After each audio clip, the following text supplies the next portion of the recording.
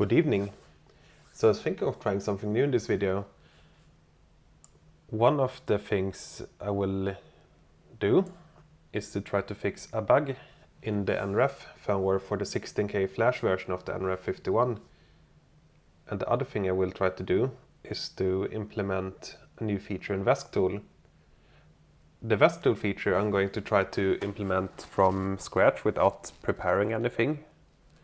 I mean, usually I implement it from scratch, but if I would make a video, I would probably prepare something for that. But this time I'm just going to go ahead and see where we go, so you can get an impression of what the process kind of looks like.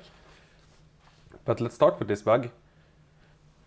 So I have recently published this video on how to use the VESC as an SVD programmer to upload firmware to, for example, the NREF 51 modules. And one problem that was discovered is that apparently you cannot write the motor configuration if you're using the 16K flash version of the NREF 51. I had a quick look before at this actually, and I think I saw the problem. So let's have a look at that. This is the source code for the NREF, and the make file I have set the firmware 16K flag to 1, meaning that well, there's some defined path to this, and then it will change some of the things. The problem is that with the NREF 51 with 16K of RAM is that firstly the soft device consumes half of that, so we only have 8K left.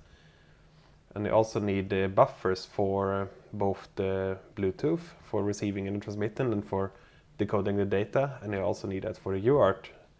So you're quite constrained on memory, and ideally you want to have enough buffer on both TX and RX on the UART to buffer at least the biggest packet that you're going to encounter. So let's have a look at the buffer sizes. One thing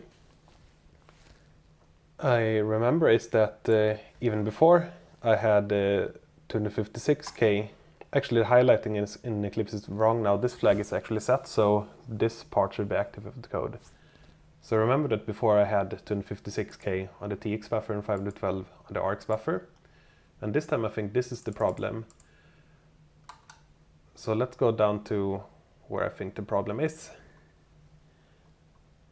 If I can find it again. Yes. So this is a callback that is called from the packet interface. So when we receive bytes from the Bluetooth or chunks of bytes, we try to decode them as a packet, and when we have decoded it, then we want to send it over the UART. And what we used to do before, you see it's commented out here, is that we would just put the buffer, and if we get this error no mem, we just like wait and try it again until it succeeds. And that's not what we do anymore. And the reason I didn't do that is that I added the functionality to also use the NREF for communicating with the remotes, so that it would use that you will be able to use the ESP protocol at the same time as the Bluetooth. And this one is actually run from an interrupt by the BE stack, which would disable all the ESP stuff if this one is here. And I did some trial and error and discovered that if I do it like this and just increase the size of the TX buffer, which you can do if you have 32K, then it will behave a bit better. So let's start by trying to confirm it. So we'll upload this firmware. I have a programmer connected to a 16K NREF that sits next to me and is plugged into a VESC. And we will try to see if we can confirm the problem at least. So it should be up and running now. Let's scan in the mobile version of VESC Tool, and we found something. And we can try to connect. And it did not even connect. I didn't expect that. I was hoping it would work. Well, I will just use VESC Tool, the desktop version, and connect to this one and see if it has the right configuration. I don't know what was on this VESC before. I just picked it from a pile of VESC that I know has. Well, has the 16K version of the NREF in it. Let's auto connect. And apparently we have old firmware. Let's fix that.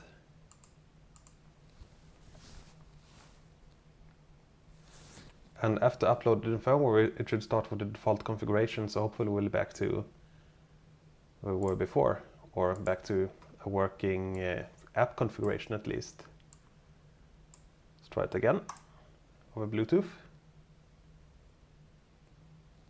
Still not working. Okay, I think I know what the problem is. In the main file I have to actually set this VT module to active. You see, this is really live. I haven't prepared much at all, so it's probably going to be, potentially going to be a video that wastes a bit of time, but at least you can see like what my programming and hacking evenings usually look like.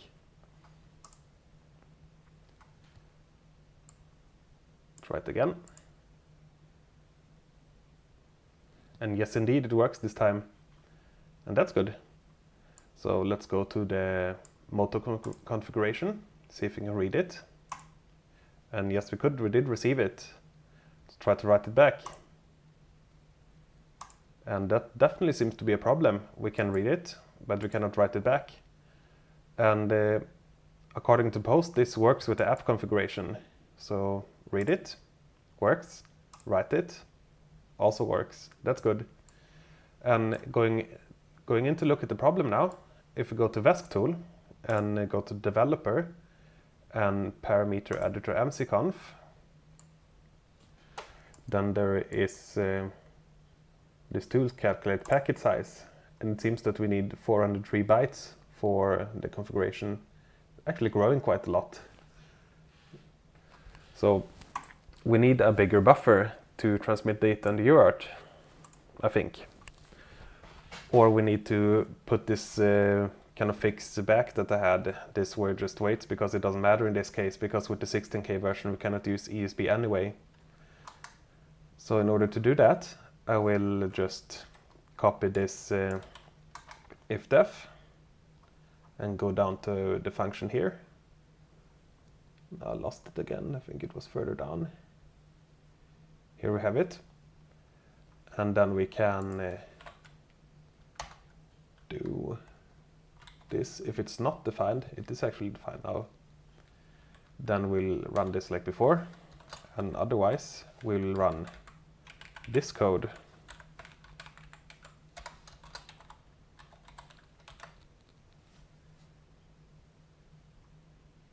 And I think down here, one thing that I'm also doing here, this function is actually run from this handler here when you call this one by the callback.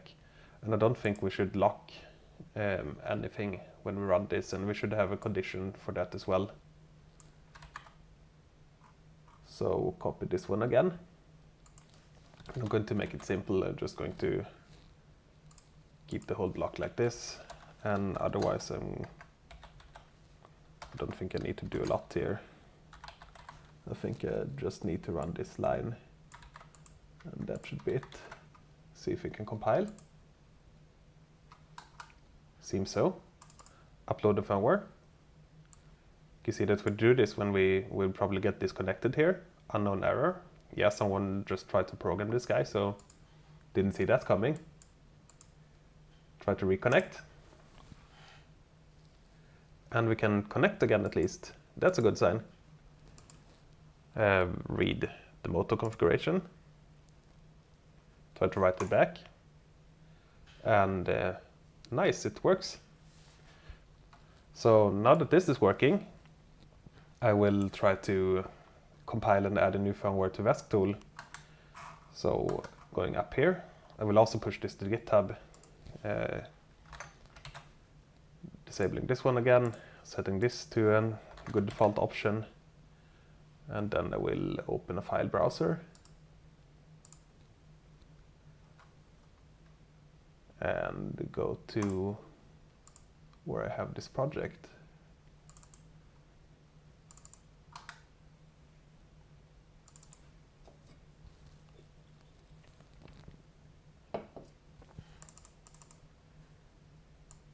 And we have it here. So we can open a terminal here. And then we can first have a look at what we did. So we can do git diff. And yeah, that's the lines we changed. Looks reasonable. And then we can go to the build directory and rebuild all versions of this firmware that we're going to include in VESC Tool later. Should be fairly quick, seems it was. And now we can do git status, and we can see that we have changed the 16K files, and we did actually recompile all of the files, but since the 32K code should not change, it should result in an identical binary, so this is why Git doesn't see a change in those 32K files, which is to be expected. Seeing something else here has suggested something else is wrong. So that's good that this happened. So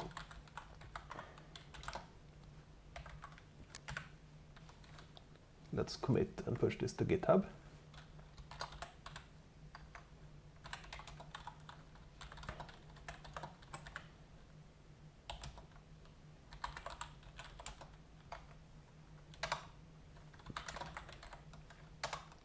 Usually I think a bit more about the commit messages, but just going to do it a bit quicker here to not make the video like painfully slow to watch at least. So this is done, and then we can go to build all and copy these files, and I will put them in where I have VESC Tool.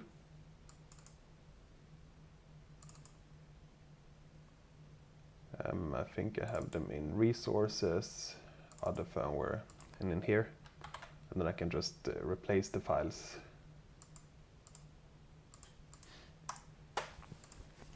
And that should be it for this fix. Now we come to the next topic of this tutorial, or this not tutorial, actually me working on stuff, and that is that I saw this post. How can we get real-time data from VESC Tool and store it in a file? And I remember people asking me this before, and the reason I haven't implemented it's mainly that I have forgotten about it when they asked, and also I, for some reason, didn't have any use for it myself yet. So let's go ahead and look at it and see if we can implement that. So my idea for this feature is that we can have, let's just remove a few windows here. The idea for this feature is that we can have, it should work from both the mobile version and also from the desktop version, because it might make sense to have a phone that you carry around and be able to log data over Bluetooth that you can analyze later. And this means that we want to have we don't want to write a lot of duplicate code. And when you have something like this, I usually put this functionality in VESC interface. When it is functionality that doesn't require a state, then I usually put it in utility. But if it requires changing a state, which this one will do, as I will explain, then I put it in here. And the state that we're going to change, or what it's going to look like, is that I will add a function or a method so that you can tell it to log data, open this file and log data to it. And then as you receive samples from, for example, from the real-time data, then it will just end up in this file. And when you close VESC Tool, it will close this file for you. So let's open VESC interface and then start from where we can go down to private, and then we can add a cube file, and we call it something like rt log file. And I will not make it into a pointer. I think it can just be a normal member, and then we can make a function to open it. And we can make this function invocable, so we can use it. This means that we can use it both from QML and from C++. Those are the new SPD functions, so we'll just put it here.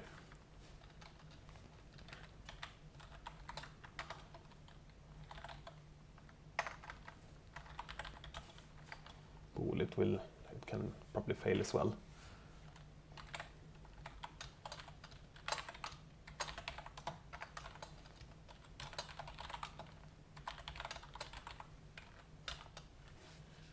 And we give it a file name. And maybe we shouldn't give it a file name, and maybe just a directory, because I imagine that you set an output directory and then we start the logging, then it will create a file name with the current date and time, so that you can so that you don't overwrite files or have to confirm or change the name all the time. What is to be quite convenient. So change this to out directory, and then we can add a definition for this file, and then we can do log, what was it called, mrt log file dot set file name.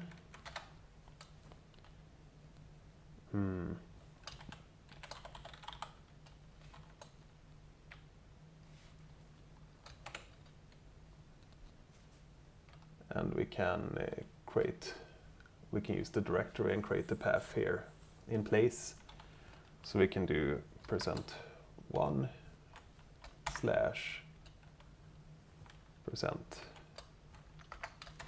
/%2. So this is those percent things you can put arg after the file, after the Q string, and put the arguments in here. And we can do something like year, month, day, and then we want to write the time.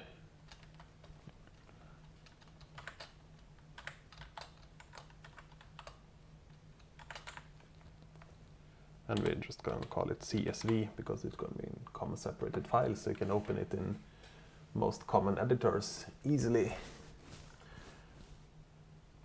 And then we start with the arguments. Put it on the next line. So first argument is going to be the directory.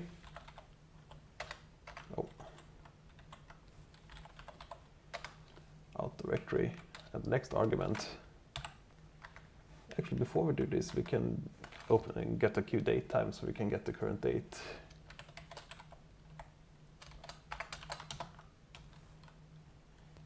Just call it E.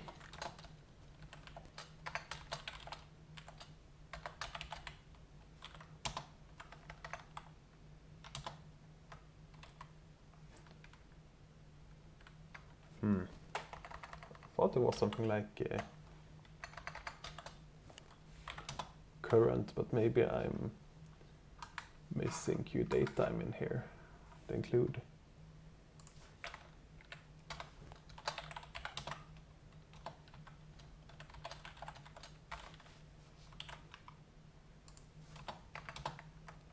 Yeah, exactly, that was the problem. And then we have the current time here. And then we just go on with the arguments. We have the path, and we .arg d dot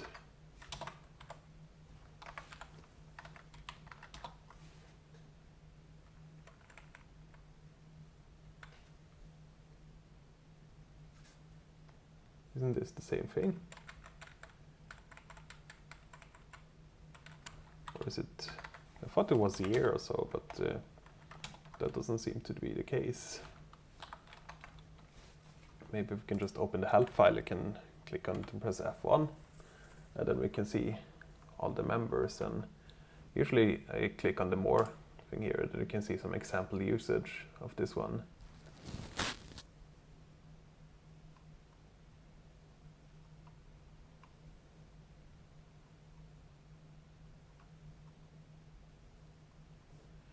Again, I did not prepare this, otherwise it would have been easier, and it was quite a while ago that I actually used the date time for anything, so I don't really remember how to use it without looking it up.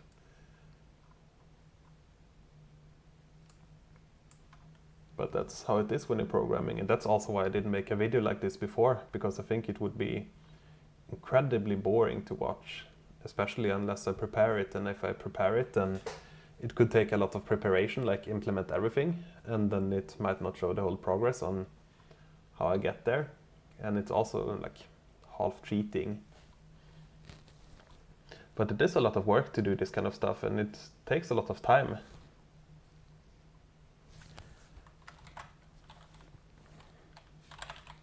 Search for year, it's not even year in there.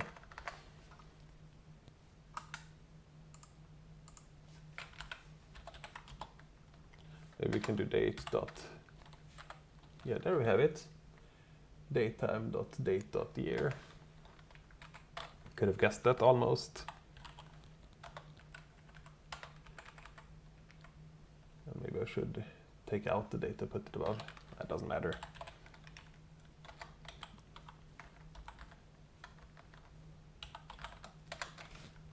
Month.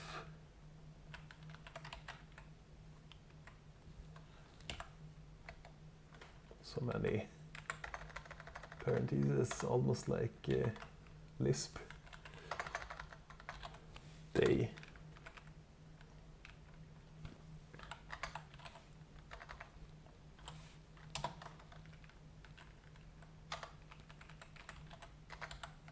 And then I guess time is the next one. Dot hour. And I think I'm out of sync with the parentheses somewhere. Yeah, that's where it should be. Arg.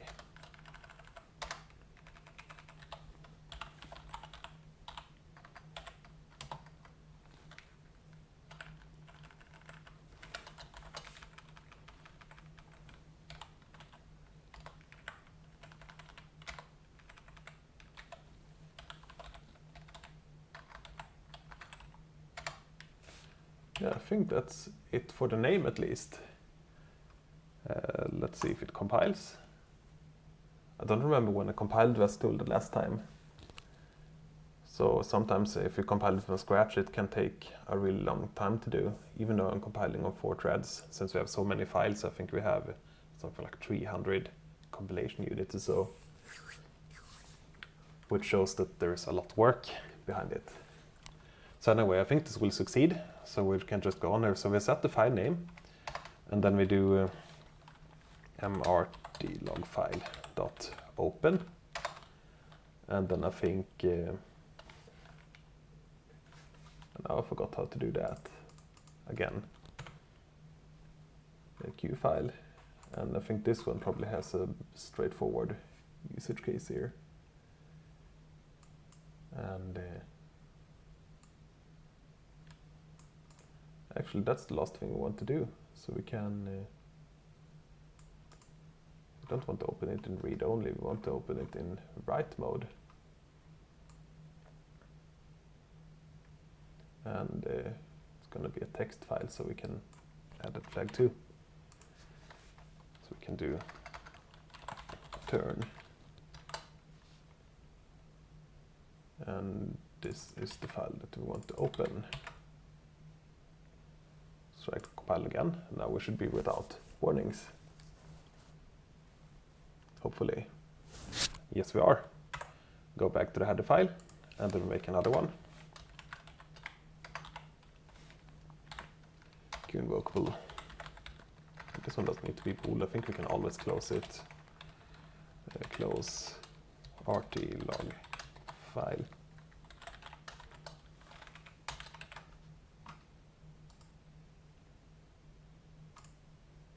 And then I can do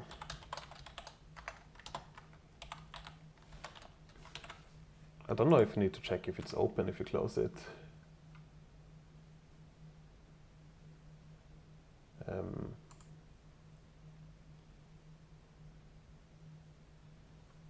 I think what we can do is just to be sure. If it's open, then we close it.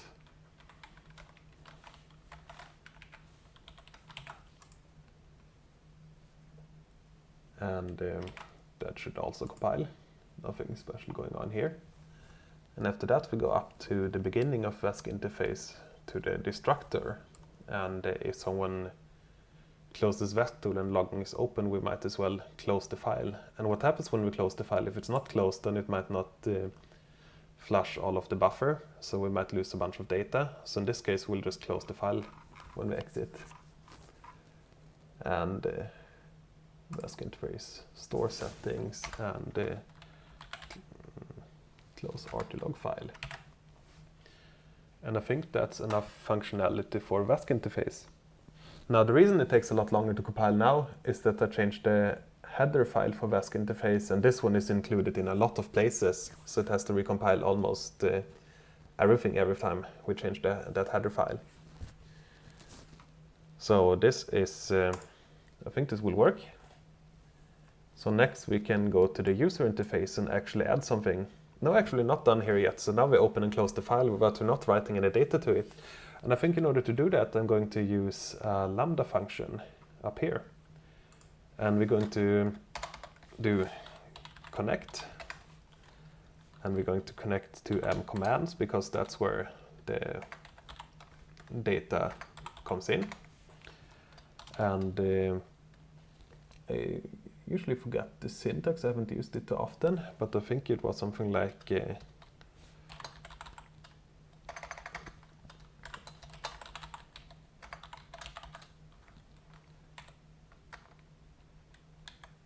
values received, and then we have a lambda function. We capture this class because we want to have access to an open file, and the argument is in MC values v, and then begins the function body. And this means that we can define the function here in place instead of like adding something to the header file, adding it to the source file, making it connect here and writing it down there. I kind of like when we have things kind of inline in one place. And if I remember correctly, then we can do, first we can check if the file is open. So what we can do is, like, as long as the file is open and we receive values, we'll just capture them here and put them into the log file. So we can do if rt log file dot is open, then we can do qtext stream output stream, and I think this was how you use it. We can actually check for the help text in this one, and it seems like this is exactly what we want to do. We can also click F1 again, then it goes to full screen help. So we want to, in this case, they open a file and then they create a text stream with a pointer to this file, and then they can write stuff to the file. So let's go ahead and do that. We have that file and we need a pointer to the file. Do it like this. And then we can output stream, and we can just plug in all the data. And something I always forget is that sometimes, especially in C, then you have the local set to Sweden, for example, and in Sweden you use a comma instead of a decimal comma instead of a decimal point. And we will see that when we save the file if that's a problem here, but if I can remember correctly, qtextstream doesn't. It will always use a point unless you tell it otherwise. So let's try that. I think the format, we can just click on MC values and see what is in there, what we want to write. So we have the input voltage and everything. And I think another thing we might want to do is that we might want to grab the time again and start by writing a timestamp to every log sample. And I think a good timestamp that you can get easily is the amount of milliseconds today, so we can do Q time. We can actually do more C++11 now that we add it, so we can do auto. T equals Q data, or Q time is actually only current, not Q timer, Q time, current time. And then we can do T dot M6 since start of day. That one is really convenient, just prints the amount of milliseconds today. And then we go ahead, go to the next part. And here we want to have a separator, and I think we're going to use a semicolon. And then we can go to the next line. And then we do OS v dot, where should we start? I think we can take them in the same order as they appear in the struct.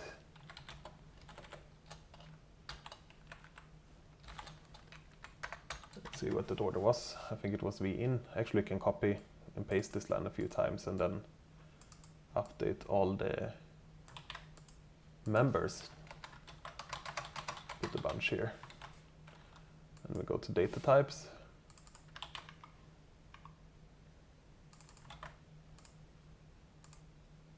And then we have, yeah, they appear in the same order here.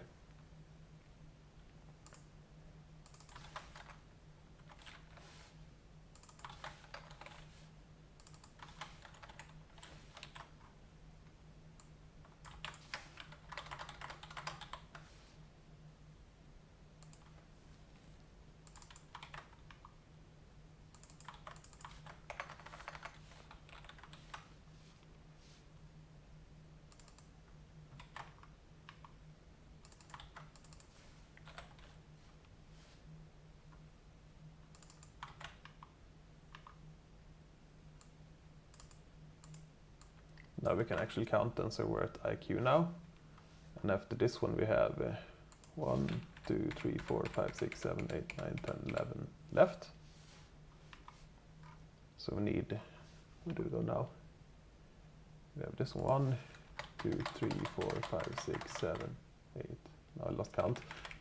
1, 2, 3, 4, 5, 6, 7, 8, 9, 10, 11. And after IQ, we have yeah, the back didn't work now. Duty.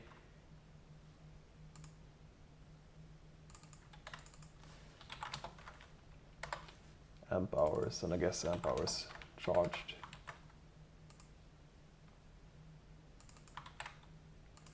Also one of the boring parts, watching me probably.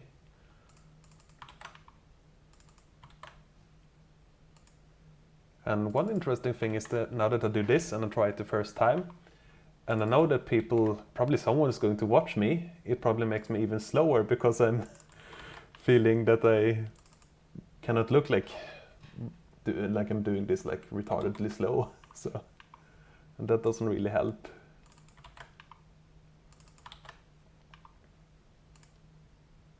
And it looks like either I counted wrong or I forgot to copy something.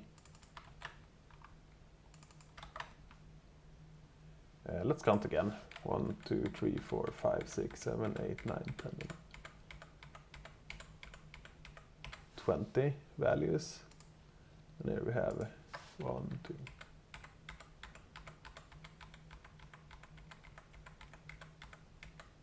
Yeah, 21. So something is missing. That was annoying.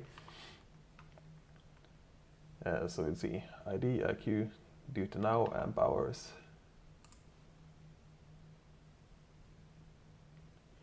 So charged, what hours charged, tachometer.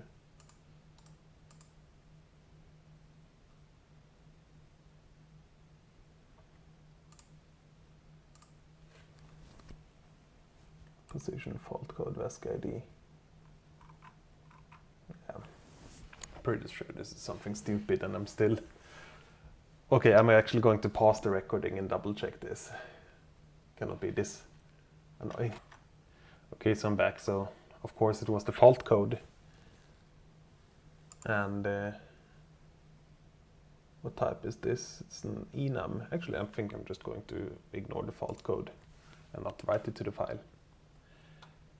And the last thing we want to write is a new line character. So let's do that.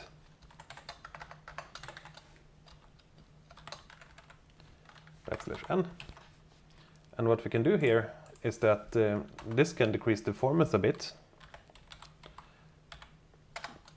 if we flush it, but because it will cause this to write the file immediately, almost making it useless that I close the file just in case. But the nice thing when you run flush after every time you add a sample is that you can use tail -f on the file and see as the samples come in as they get collected in real time. And otherwise they will, if you do tail on the file, it will just be emptied and it will just have a few lines, so there will come a chunk and it will take some time, it will come another chunk.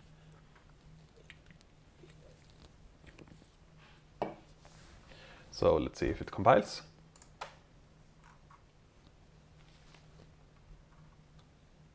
It did, that's promising. So I think at this point we can just add something to the user interface somewhere and call this function in VESC interface, and then we should get a file that gets filled with data as data comes in.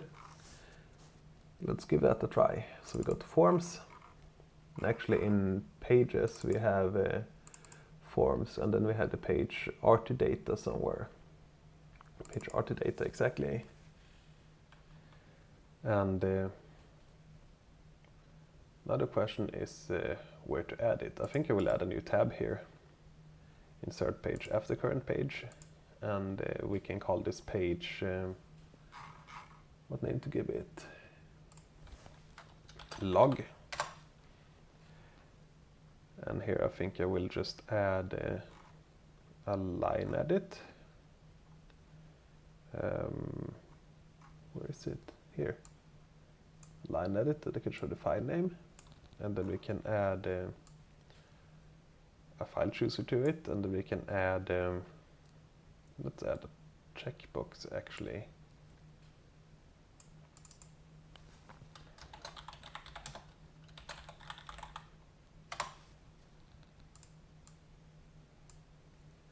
And we can add a label here as well.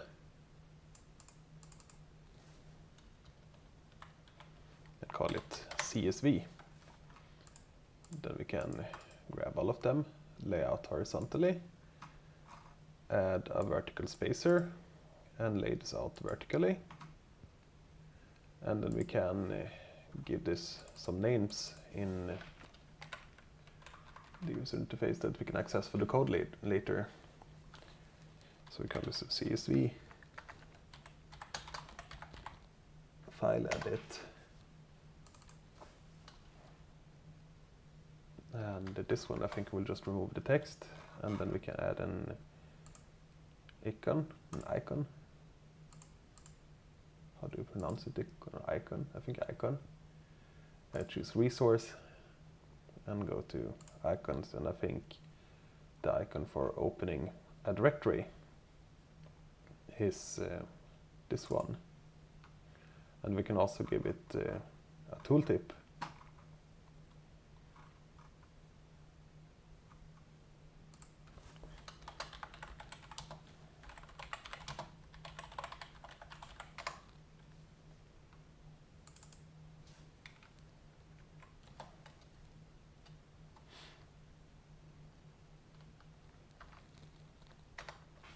Now let's leave it like this.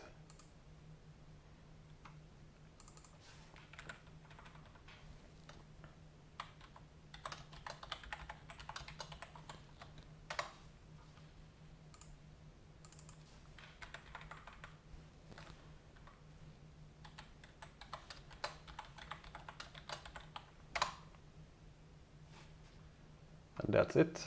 And then we can right click on this one, go to slot, and do clicked. And likewise we can go to this one, go to slot, and toggled.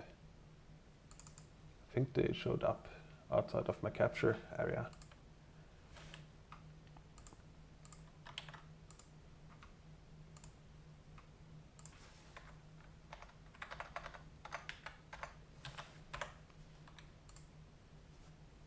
And let's see how I remember how to choose a directory. Then we can do qfile dialog.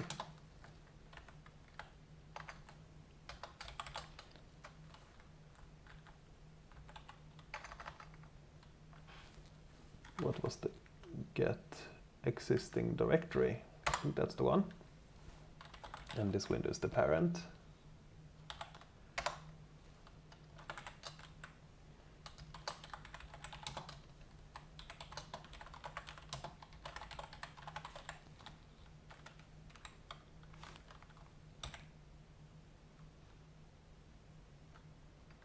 And I think we can just go for the default options. And I think this one returns a QString. If I remember correctly, we can actually go to the help text. And yes, this one does return a QString. What did I do now? Typing in the wrong place.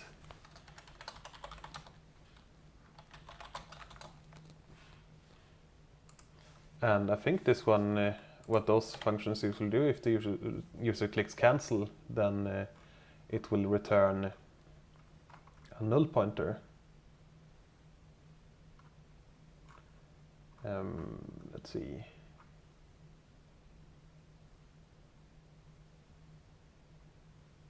What does it return? I'm blind again.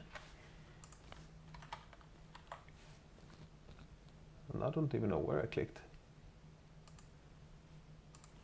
Yeah.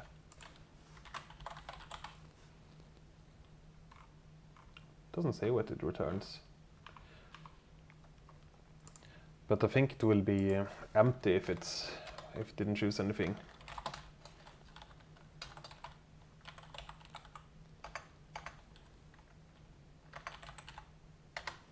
So if it's not empty, then we do VESC. I actually have this check here. This is not necessary really, but it is the reason I had it is that you can create this class without providing a VESC, and then it will be a null pointer. So we'll make sure that it's not null, and then we do VESC dot open rt log, and then we do directory. And now I actually don't want to open it right away. I want to check what I actually choose here to make sure that everything is correct before I correct something on the computer. So instead of open, I'm going to do return true, and then we can do q debug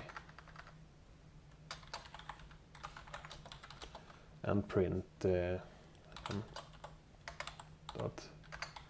file name and see what name we got. Let's give it a try.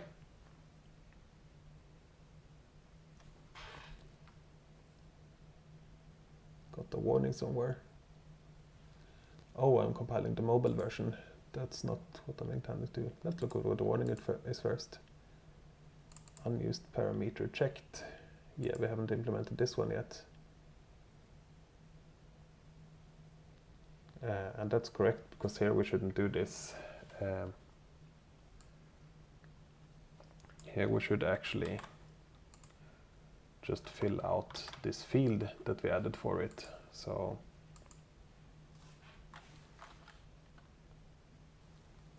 UI.cs. Yeah, and that's a problem in this version of Qt Creator. I've discovered that it will not autocomplete in the UI without opening and closing in between for some reason. Only does it on this computer, but I know it's this one. And then we can do set text.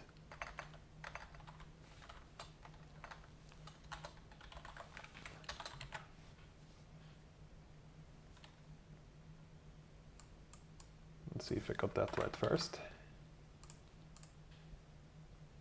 Yeah, sometimes I'm almost handicapped without autocomplete.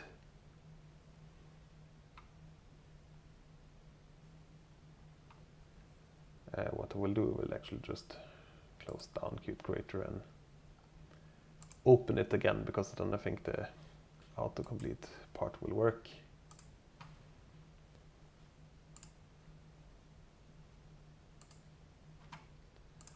VESC Tool, pages, sources, and page RT data. And yes, indeed, it did work now. And I think it's actually a pointer, so it should be set text here. And instead of putting it in a variable, we can just put it there directly.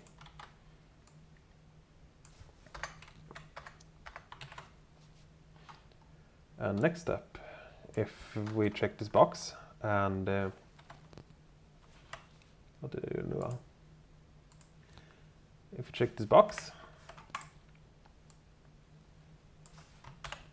yes, if we check this box, then if it's checked, we will start the logging. We can also add a warning here if, for example, if this directory wouldn't exist or if it's empty or so. But for now, we'll just do it like this. We could also generate a warning from VESC interface using the send message dialog, and I think we'll do that actually. So we don't really need this one because I think I will just pass an empty string if it is empty. And we do UI.csv file edit.text.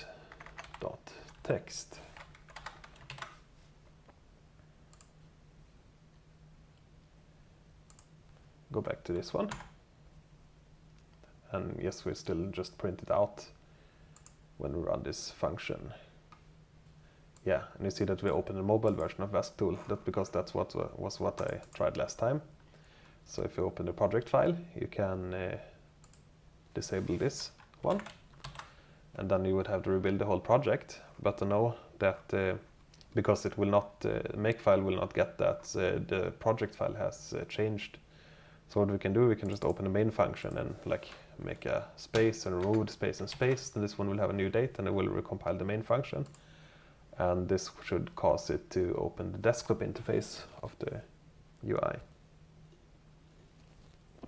And since that we did, so let's try to connect and do some logging. We'll actually not do logging, but we'll hopefully see the file at least.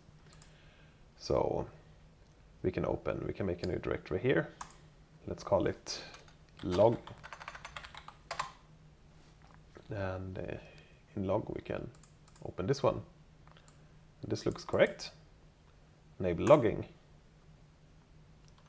And see what we printed out here, if it looks remotely correct. So home, Benjamin, Dropbox, Git creator, VESC Tool log 2019-56. It could have been zeros there, but I don't think it matters. 193345.csv. Impressive, I got the, or impressive, I should say, surprising almost that I didn't do any typo there when I got in date, besides those things. I think you can still fix that, but no extra. Let's go ahead and try to fix that. So we get the zeros, so it'll be like 0506 instead of 56. And that we can do by going back to VESC interface and this arg thing. And I think in the arg you can press help, and then you can this is a string argument. It doesn't go to the correct one by default, and I think this one is the same as this one. And the next one is the field width. So we should be able to do 2 here. See if that works.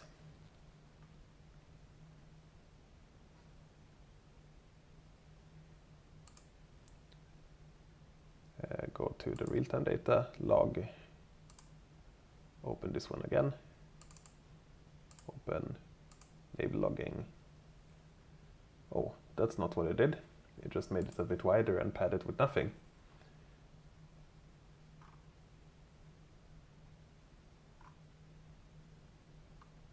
Yeah, that's not what we wanted to have.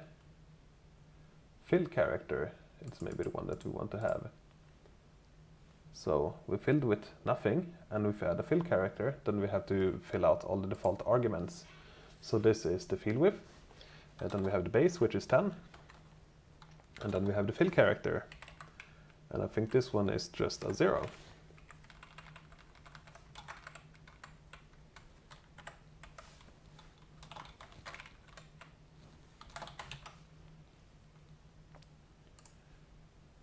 Does this do it? No, actually compiled, but it complained about something. Let's see what the problem is before we...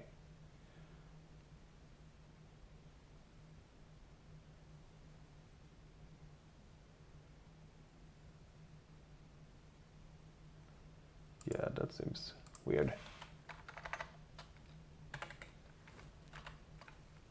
Yeah, I think I know what the problem is. It should be... It was actually a correct warning. It should be \0. Because it should be the 0 character, not... Oh, not. I'm just guessing here.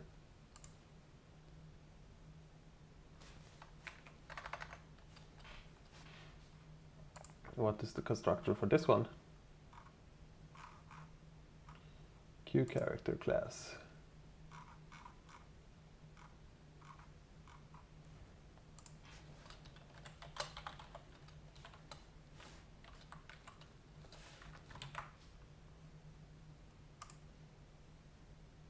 It should not be \0. It should be 0 because \0 is actually null. Yeah, it doesn't seem to complain about this one.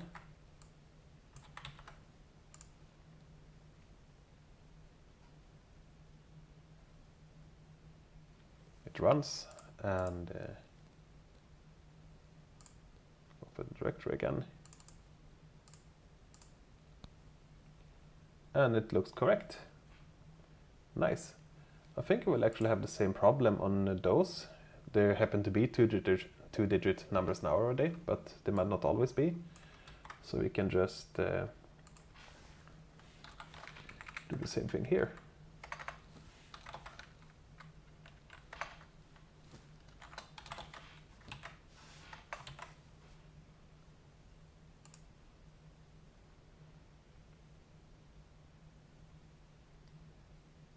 And I think the next thing we can check is if the directory exists. And that we can do by, for example, using qdir.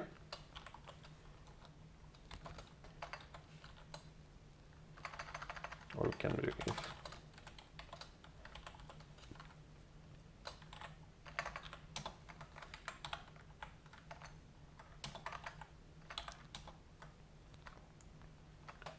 maybe we need to include qdir.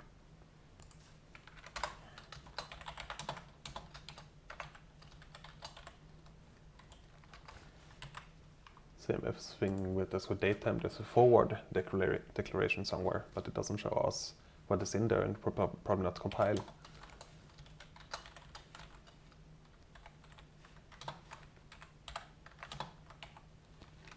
Exactly. And if this one does not exist, we can do emit message dialog. And the title of this one is open log file, or we can do it log to file. And the problem is that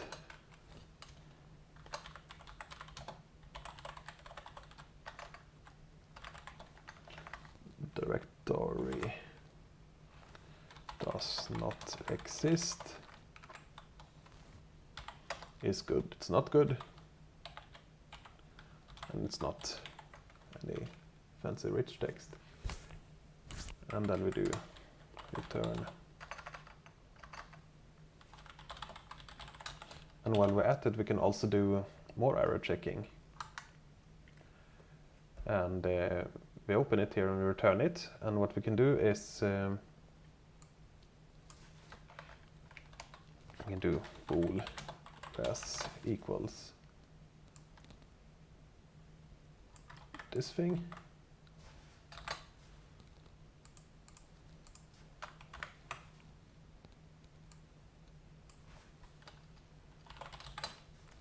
And then we do something similar here.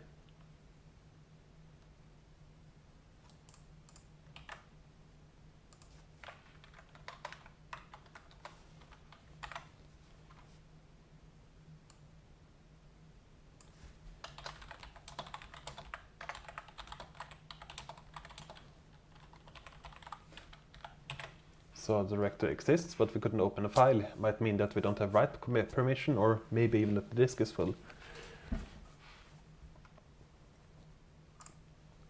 So what does this look like? We can start by trying the error messages. If it compiles. So this time I will not specify in a directory to enable logging. And nothing happened. Maybe it could open directory. We'll provide this one. Open. And just for fun, we add a 6 here. Yeah, auto directory doesn't exist. So the other one probably, since we didn't give it a string, it will probably choose the directory where the program is running from. But in this case, we have to provide a valid directory. And if it fails, we should actually uncheck this box. Let's do this later. First, let's see if we can actually do some logging. Connect to the VESC and go to, we are at RT data. Now we do some logging. And I will get the terminal in the VESC Tool directory.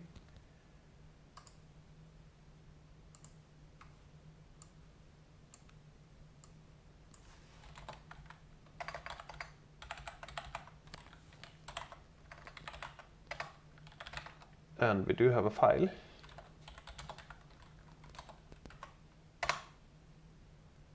And you can see that we're actually logging. Interesting. It says that my voltage or my power supply is at 18 volts, which I believe it is. So we'll go over to my power supply and turn the voltage knob a bit, see if you can see that. Yep. So we just made a power supply voltage logger. And if I disable the real-time data, it will just stop the logging. And if I open it again, it will continue the logging. And then we can go back to log and check this one. Now the file should be saved, hopefully. And if we do RT again, it just continues. So something is not correct. Let's investigate that.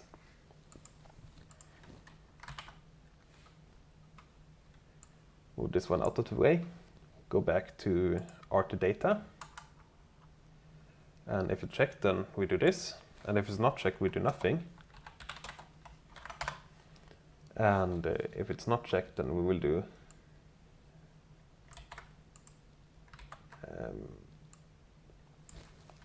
close RT log file. And one thing we can do actually is that we can add just polish this a bit. So now the initial function, I think closing the file will also work, and also when we close the program. So what we can add in addition is that we can make something that we can check if the log file is actually open. Q invocable.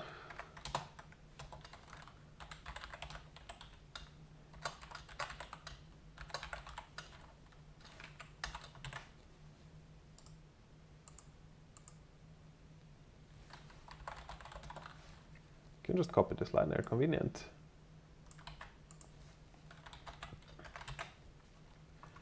Going back to page RT data, and now we can do something slightly ugly.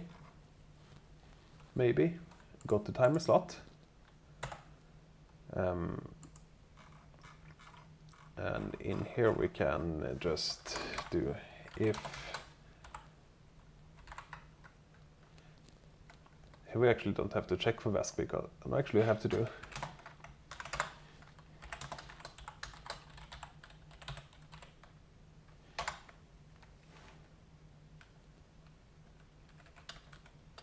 If the RT log is not open, it closed for whatever reason, and UI.csv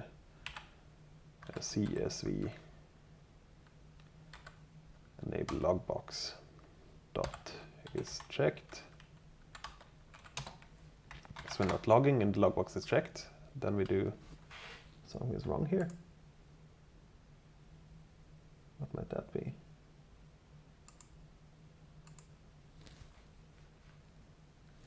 Yeah, we forgot an end.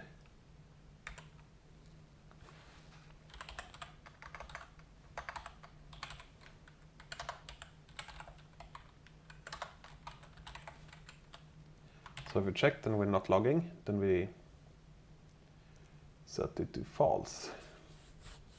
Or actually we can, this is actually, we can make it a lot better. If log open is not the same as the state of this box, then we set the state of this box to log open. And we can also go in either way in case someone changes it. Now what we could have done is we can just set this thing all the time here, but then it might consume unnecessary CPU cycles if it needs to update the UI. Maybe it doesn't have to do that, maybe it checks internally. And there could also be, I have to think about this, what happens if it goes from open to closed. That's not a problem, because then we will try to close it again, because then this slot will be called and it will be false if we toggle it from the code, and will close the file, which already is closed, which does nothing. So that should be okay. If someone else opened it and we get in here, and then we might have a problem, because if we have more than one thing that can open a log file and we open it ourselves, then this one will be the one that is written to, and that should not really happen. I'm aware of that. I'm going to look back into it later, but for now we'll see if it's working.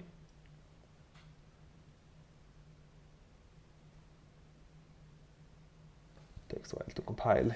Yeah, of course, because now we added the log file to the VESC interface.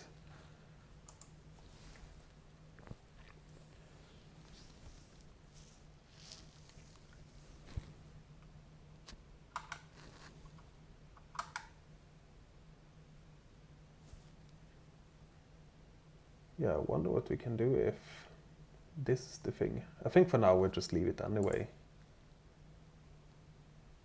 Even though someone could add another thing. Me, for example, that opens the log from another place, and then this one will toggle and we will use this location instead.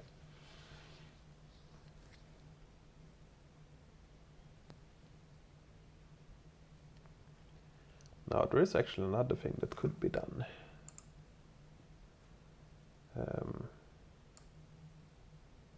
Yeah, actually let's do that. Yet another reminder. I did not plan this ahead, so that's why we are like probably an hour in now, and I haven't finished yet. So this is a super slow video. So anyway, page RT data. And let's see what other slots are available. So we use the, no, I'm in the wrong place. Go to slot. We use the toggled slot, and we can actually use the clicked one instead. So if someone clicks on this button, I don't think the clicked one will be activated if someone toggles it programmatically. Hopefully. I've actually not checked it now. If that turns out to be a bug, then I will have to resolve it at that time. I cannot spend forever on this. Remove the toggled one and use the clicked one instead. See if we compile. Probably not going to be as slow.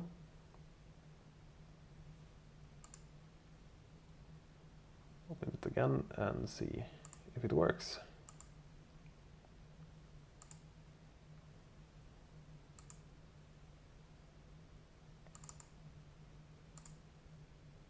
Maybe logging. And what I think you should see here now is that we have another file that we just created, and we do the same thing, but we do the other file. Which time is it now? 51 something. Nothing is coming in. That's because we're not following any data. Go to RT, and now we get data. Now we don't get data. Now we get data. Stop logging. That's good. Enable again. and this one does not go because now we created another file. This is also, you can toggle this box and uncheck it and check it again if you want to get another file. Yes, we got another file. Good. So let's check if the files look correct. I will open this file in LibreOffice that I just created. And this is the dialog I get, so it seems like it can parse it somehow at least.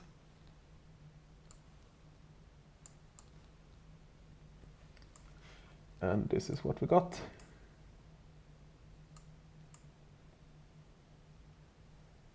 And I think the power supply is at this voltage, so I think that is correct. So now we can do log into a file. That's convenient, I think. And now that we can do it in the desktop version, we can also add it to the mobile version. Let's go ahead and do that. So open the project file again, switch this one to build mobile. And one thing we can do here is we can activate debug build. And this means that we can use F5 in the QML to reload all the QML files, which is convenient when you create the user interface, because I usually write it all in the programmatically.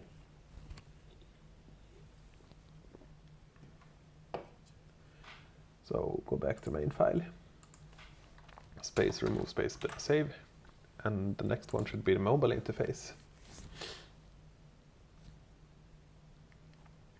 And now we'll actually do the logging using the Bluetooth module that we just programmed with the code that we fixed. So let me move this one over here a bit and put the interface. No, actually, let's keep this one in full screen. I think that's more convenient. And then when we do the mobile stuff, we go to mobile and resources and QML. And I think let's figure out where we want to add it first. We have the meters, then we have this one, then we have the 3D view, and then maybe we want to have another page below this one.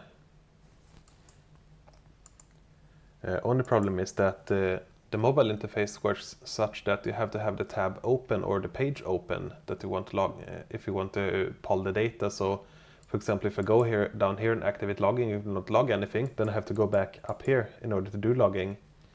And if I switch page, then it will not log anymore. But I think that's okay, because this logging function is really only for advanced users. And since it's that, then maybe we'll not even add it here. Maybe we can just add it to another tab here at the end after the terminal. And I think that's what we'll do. So go to main.qml and yes, before I forget about it, in the page RT data, you see that every time I open it, the log page was open here. So I will set the current tab to the default tab and save, and now it will go to the first time next time I open it. Yes, back to the QML. So we want to have a new tab after the terminal with some name. The most difficult thing here might be to come up with a name, but I will just improvise with something. Maybe we'll change it later. So here is the terminal page. We can just create another page after it. And this one is empty currently. And then we can go down to the tab bar.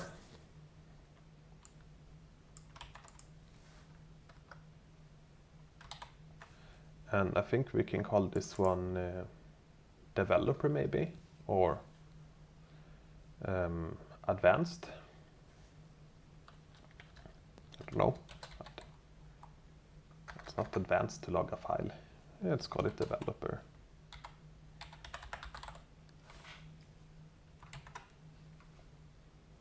And the next thing we have to do is we have to change the number of buttons. And I think that should add another tab. Let's give it a try. Put this one back here, press F5. That did not work. And that is because we only recompiled the main file. We also have to recompile the QML UI file, which makes the decision if F5 should be considered.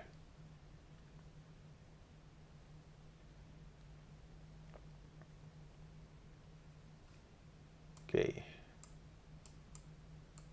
Terminal, developer, nothing in there. Try F5. That worked. That's good. So now what we want to do is, I think, one problem with QML is that there is not an out-of-the-box file picker. So I had to make my own, or I had to like base this one on code that I found in one place. And I think what we want to have here, we have like an input here where we can actually type, and we have a file chooser.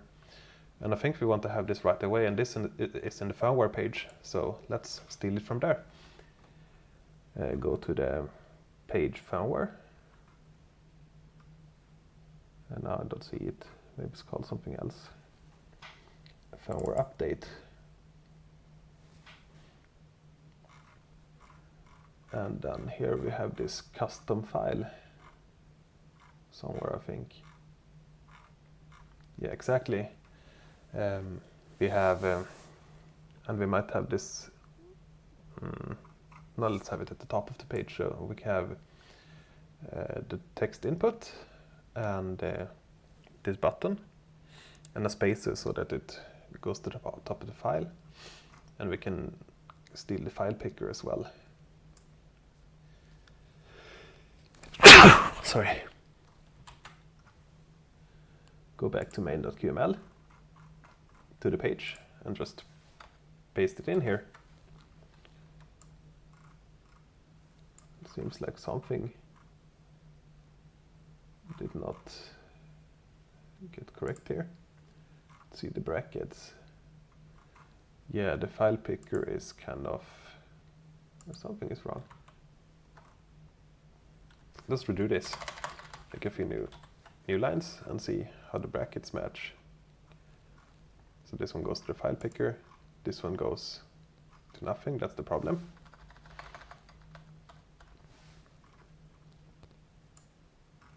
And then we can indent this part.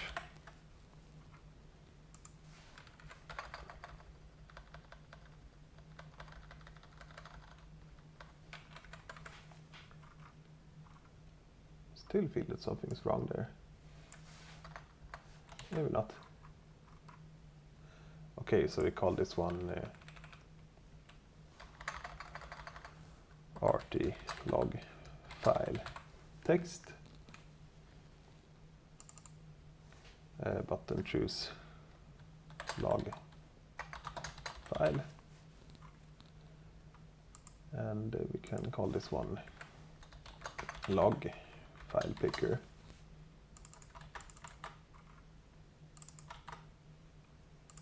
And this one should actually choose directories. I wonder how it works. If we can just disable name filters and it will be a directory.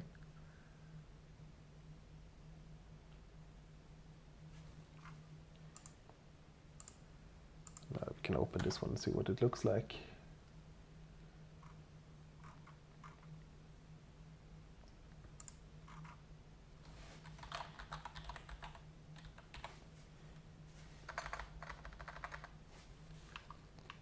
There is like an oh, it's not. That's the signal. It's the only signal this one has. And let's see how we emit this one. If it's not a folder, yeah, that's the problem. So we cannot actually pick a folder. We can only pick files with this one. And again, something that I didn't expect for this session, but let's just see if we can copy and paste this one, or I will actually do it from here. Go back to the VESC tool, go to mobile and file picker, call it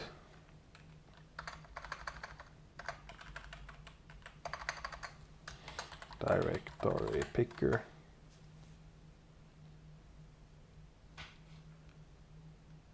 And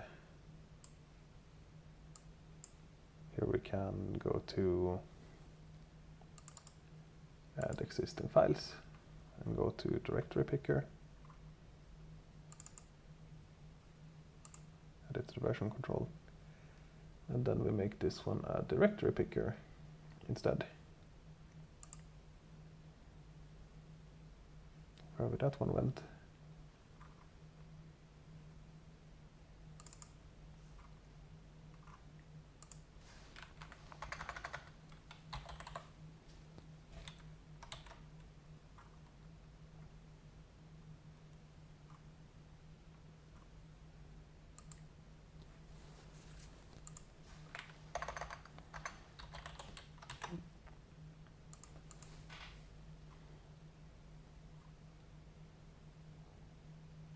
And the problem, I think, if it's a directory, to actually go in there.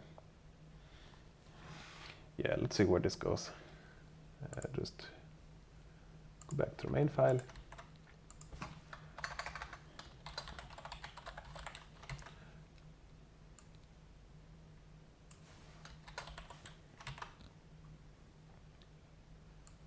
And for now we will not do this. Not have a name filter. And see what it does. Go here and reload.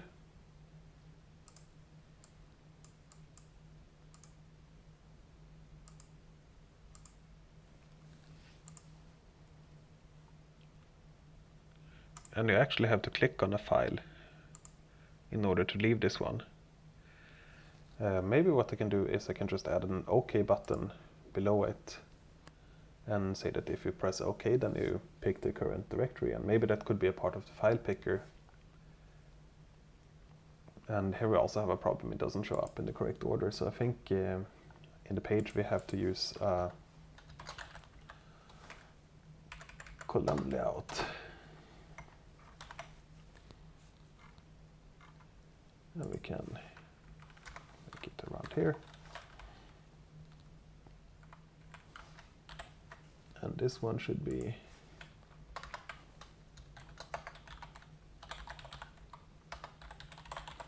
the layout should fill the parent, and this one should, each one of those should fill the width of the layout. So let's see if that looks correct now at least.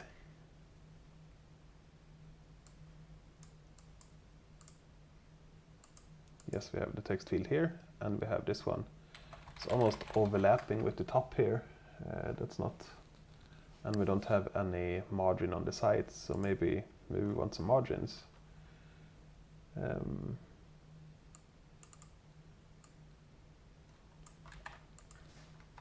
Something like this. It's good to try. Could have used F5 here.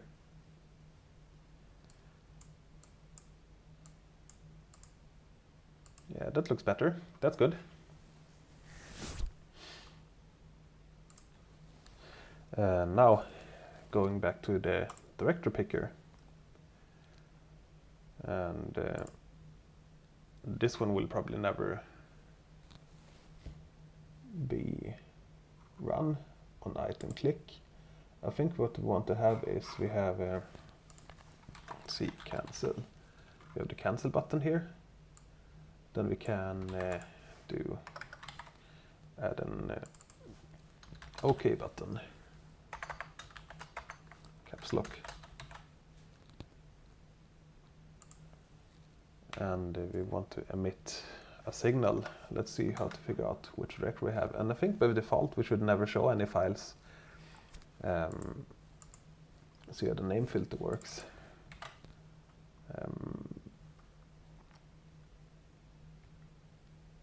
I don't know how folder list model works. Maybe if we just set it to this, then it will not show anything, or it will show all of them. We'll see. And this one on click, this one will not happen.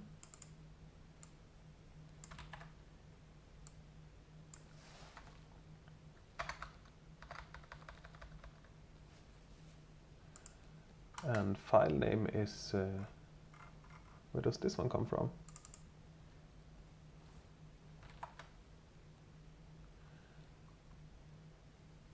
Yeah, when we click on something, then we update our file name, and I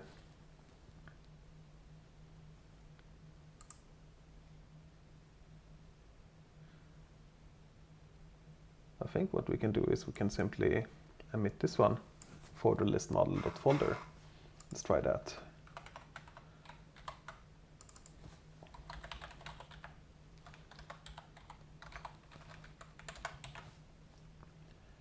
And I think, yeah, this one will actually close it. So when we go back to the QML file and we get this signal, which is, let's see, where was it? Button, directory picker. We don't have to disable it actually. And now I forgot what the thing is that we passed. File name, back to QML, and we need to do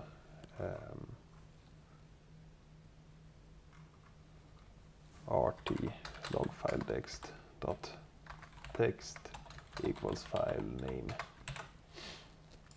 This might work, probably not, but let's give it a try.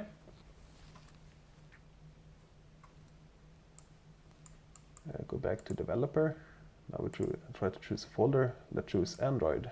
Okay. And indeed it worked. Really didn't expect that. Go up, choose log. Okay. And we can pick a directory. That's convenient. It was quite easy to merge the file picker, but I should probably merge them into the same file. Now the other thing I forgot to check is the name filters. We didn't set the name filter, and actually I did set an empty string, so hopefully it should not show any files right now. It should only show folders. I didn't, maybe you saw it, but I forgot to pay attention to it, so we have to do it again. And no, it shows everything. Yeah, maybe it doesn't matter. You can show the files. You can choose a file anyway.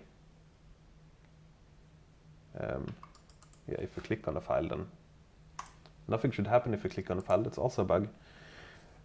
So let's go back to this one.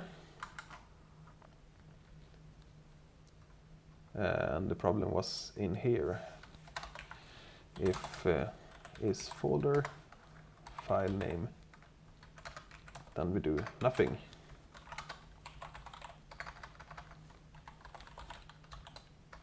Return. Try that again.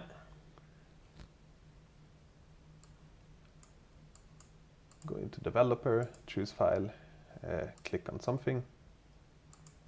Yeah, it still does something. And it got into a weird state. Probably wrote it wrong there, I would guess. If it's not a folder, we should return, of course. Very bad at using F5, I see. Okay, next time I will. I can click on them, nothing happens. And I click on folders. Yeah, I think this is what we want to have. And if we do cancel, nothing happens. If we do OK, then we get the folder. Seems reasonable. Now next step is to add the logging. And how do we do that? We have this page with the layout, and we have the text input, and we have the button, and after the button we can add logging. So this will be a checkbox.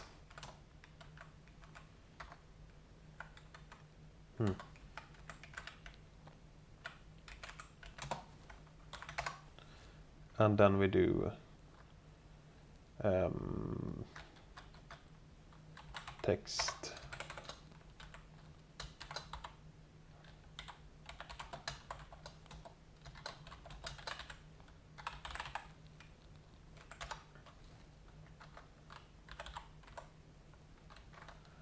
on toggled.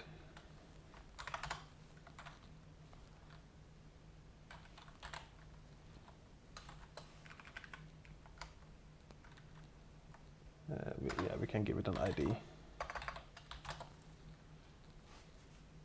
Let's try to give it an ID that is consistent.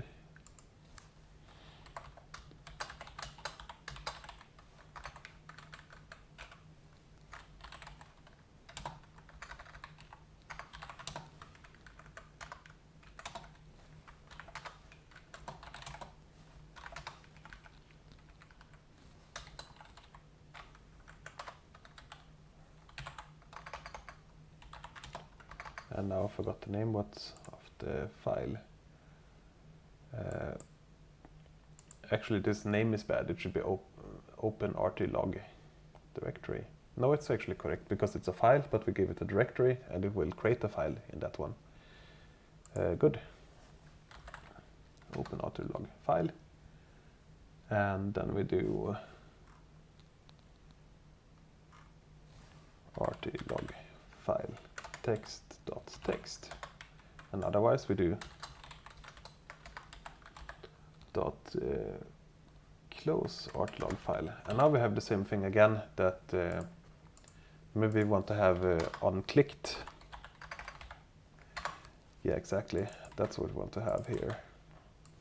For the same reason as we wanted to have onClicked in the RT data page.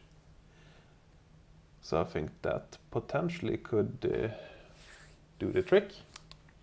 Yeah, there's one thing missing. We have to do out.fills with true.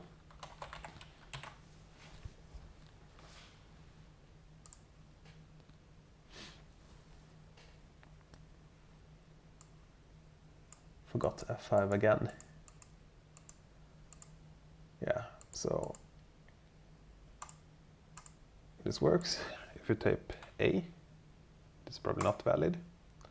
Exactly. And now we want to disable this one if the VESC is actually not logging. And I think we can just plug in a timer here that will check it like twice per second or so. I always forget how to make timers in QML.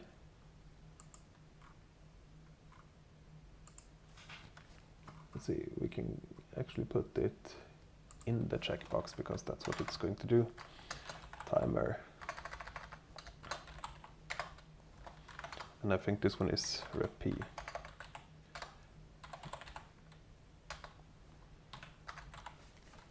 Maybe we can use the help text and see.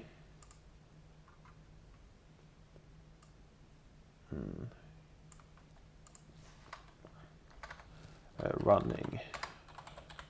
It's repeating and it's running, and its interval is 500 milliseconds, so twice per second or so. And on trigger, we can do. I think we can just run this one every time.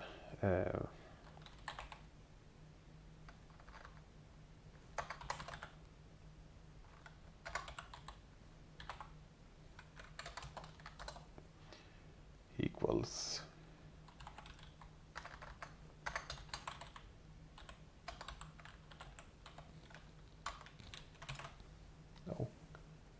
I clicked something. I think I did Control Q instead of Control S, but it should still be saved, otherwise it would have complained. Main.qml, still on the same line.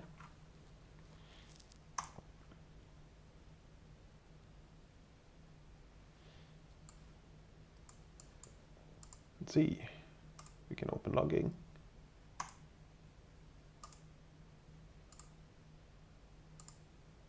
Something seems to be wrong there.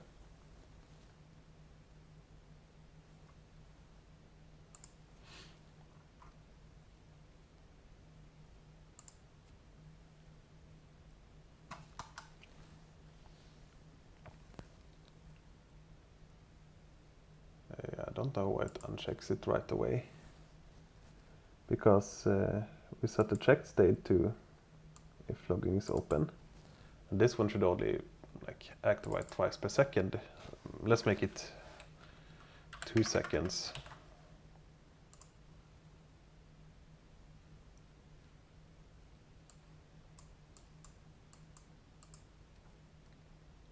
open.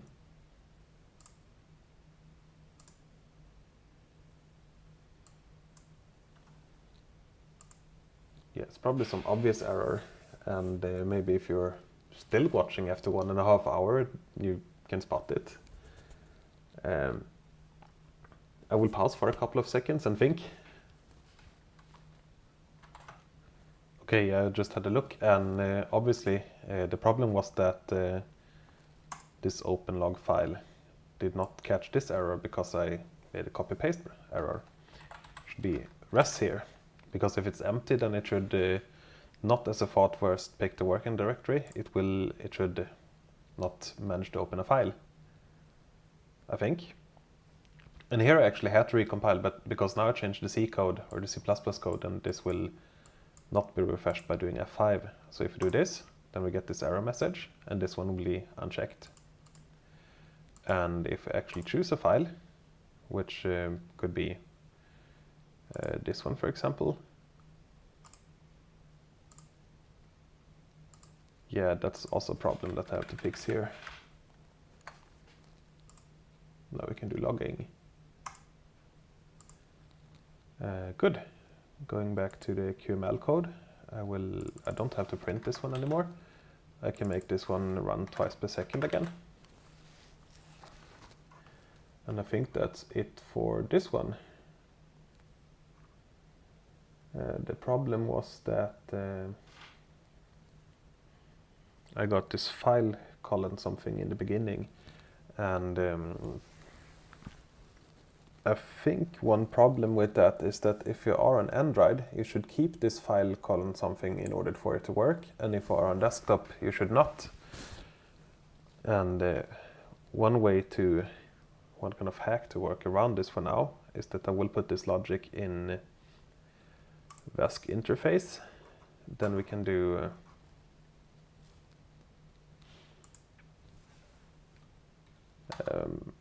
here we can do, okay, so we got in here because it doesn't seem to exist, and then we can do if out directory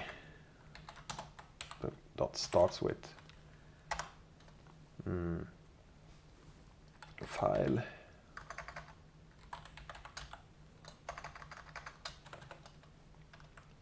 what was it, file colon slash, then we do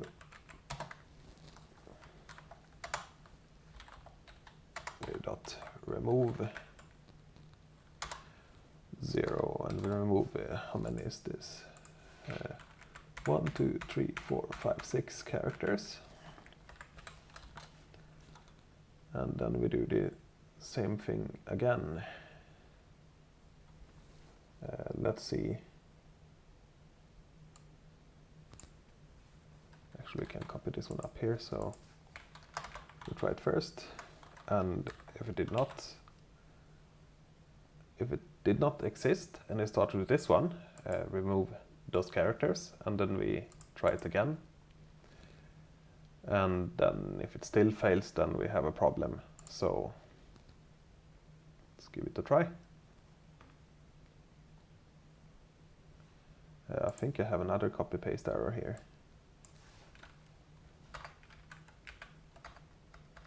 Yeah, it wouldn't have mattered because we wouldn't run anything after this one anyway, but let's fix it. Just to make no one else or myself wonder when looking at that next time. Go to developer, choose log file, log, okay, enable. And it did actually manage to enable it, even though we had file in the beginning. So I think this should work. Next, let's try if it actually logs a file from Android. And this will be over Bluetooth. Scan. We have this one. Go back to developer. I will actually, let's see, I will move this window down here so you can see if something happens. Go to the log directory here. And when I click on enable, then we should see a new file pop up here. Yes, it did. We can do tail on the file again. That's actually a different file. The file we have now is actually it's after 8 o'clock, 2026 something.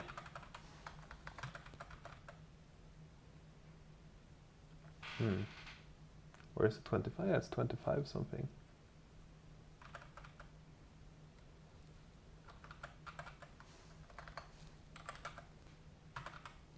Oh, I started two of them at the same minute. 45. Okay, so this one is empty as expected. Now when we go to the art data page, then receive samples. Nice. And I think the problem here again is if we go to the next one, we don't log anymore. And if we go back to this one, we log. So I have to stay on this page as long as we do the logging. But I think that's a lot better than what we did before. So I think I'm quite happy with that for now. Next step is now we are ready to kind of push this to GitHub and make a new release. And in order to do that, we can start by opening the changelog. This is in resources, res, and changelog. And this is going to be version 1.11. And here we added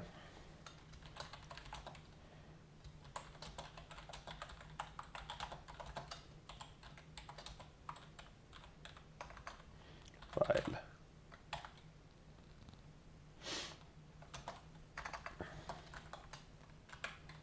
Desktop and mobile. Another thing we did is fixed 16K ref 51 firmware again, just to point that out, because this is like the third time I'm uploading a release of this one that didn't work properly.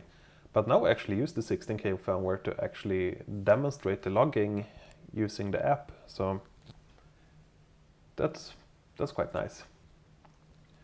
Next up we have updated the changelog. Now we want to go back to the project version of VESC Tool. Remove those defines. No debug build, no build mobile. VESC Tool version 1.11. And finally we want to go down to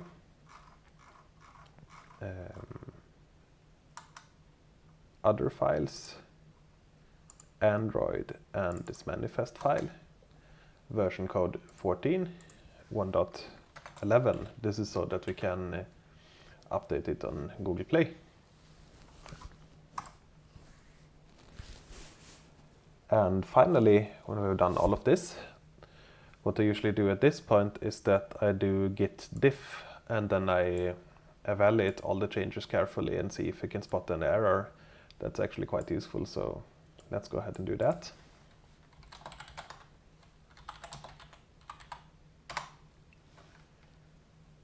And that's the manifest file.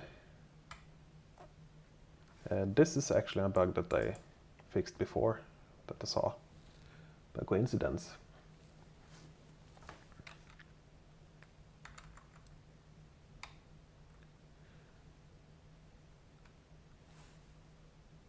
This name filter, yeah, I will just leave it like this.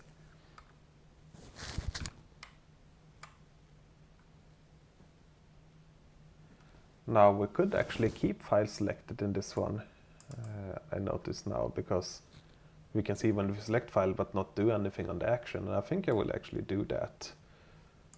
Then the only difference between the folder and file picker is that the folder picker or the directory picker will not have an or the file picker will not have the OK button to choose the directory. I actually have to pick a file.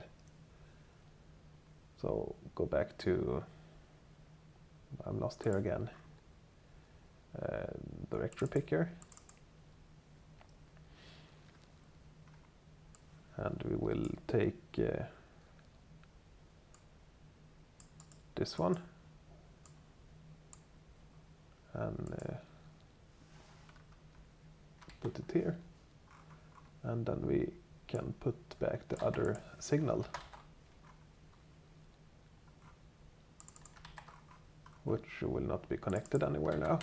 But if someone wants to see when someone clicks on a file, then yeah, by all means, then you can do that.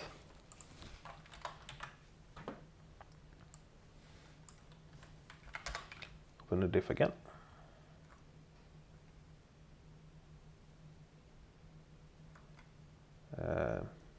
Yeah, semicolons are not necessary in JavaScript.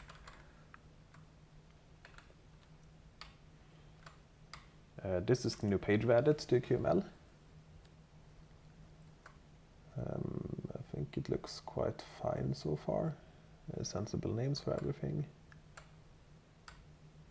The checkbox and the timer within the checkbox. And as you can see, once you had it implemented in VESC interface, you didn't have to do a lot in the QML stuff, in the JavaScript stuff. Mostly dealing with the lack of a file picker. And then we are back at the C code, the C++ code.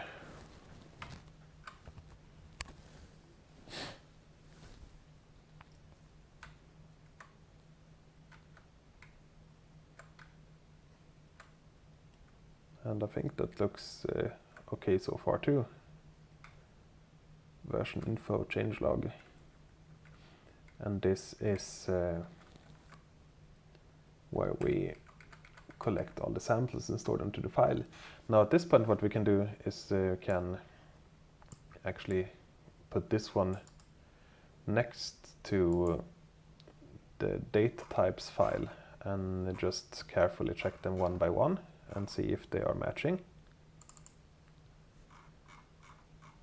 We have the files, the properties here. I can probably even line them up here. No, the font size is not exactly the same. I can zoom out a bit here. Maybe it will become the same then. Yeah, more or less. And I think it looks correct.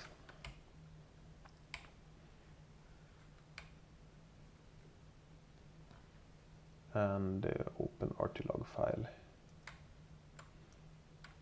It's the logic we did before.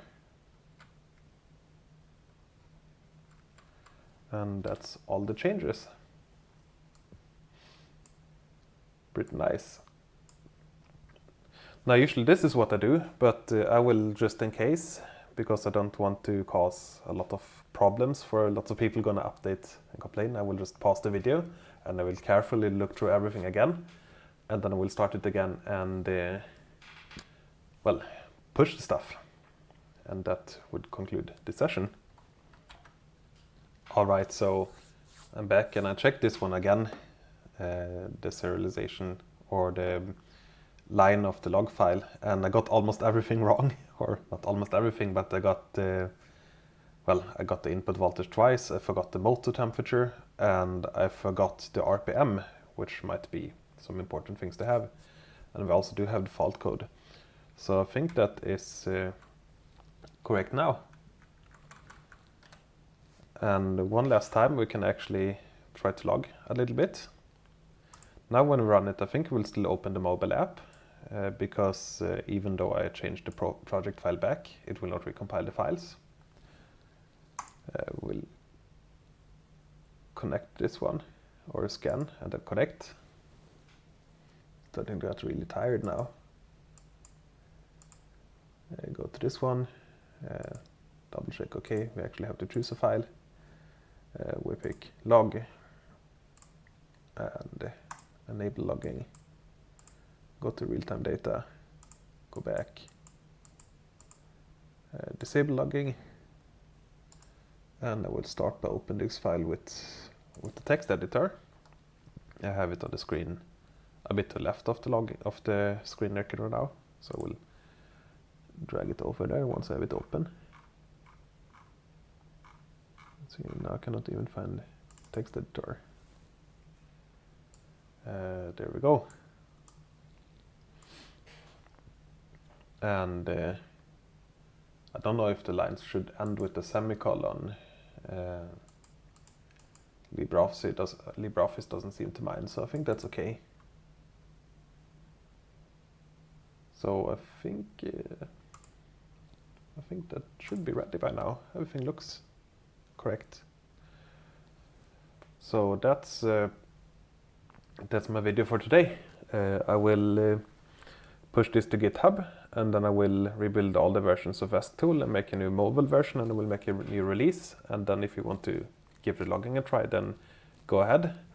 And if you want to update to the latest 16K firmware of the NRF 51, then please give that a try too. And if you're still watching, which would surprise me, then well, thanks for following me and watching all this way.